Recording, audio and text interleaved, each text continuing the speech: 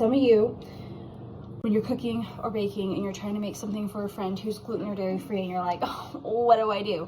Because sometimes it can like feel daunting, I guess. For me, I have been gluten free for so many years, I'm just used to it. But I know for many people, they're like, how do I make that gluten free? How do I make that dairy free? Okay, so here's what you do. Store and find yourself a gluten free flour that's just like a 1-to-1. It doesn't have to be Bob's, it can be other brands. There are lots of other brands.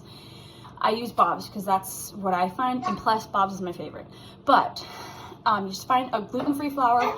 It's 1-to-1. So whenever a recipe says 1/3 cup of flour, 1/4 cup of flour, whatever, you're making a soup, you're making a gravy, you're making whatever, and you're like, oh, my friend's coming over and she's gluten-free. Just use this. It's because it's gluten-free. So we're good. You're like, oh, my friend's coming over and they're dairy-free. Just like have milk ready. This is shelf stable as long as it's not open.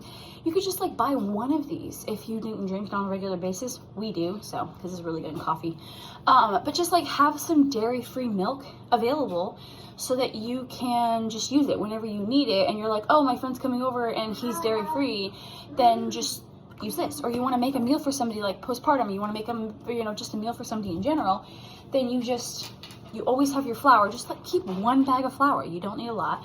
And then just like keep one of these on handy. And you're just like, oh, okay, my friend is dairy free, whatever, I'm gonna use this. Oh, my friend is gluten free, I'm just gonna use this, whatever.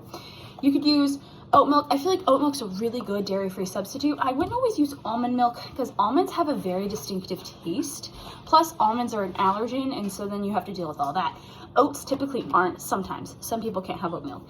But you could use things, like there are other dairy alternatives. I feel like oat is very nice because it's creamy, and so it kind of helps just be a really easy substitute. But anyways, super easy to just like substitute those two things in your recipe that only calls for a little bit or whatever. Even if it calls for a lot, that flour can go really far. I use it for everything.